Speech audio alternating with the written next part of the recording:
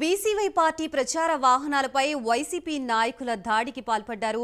సదుం మండలం చిలకపాటివారిపల్లిలో ఈ ఘటన చోటు చేసుకుంది.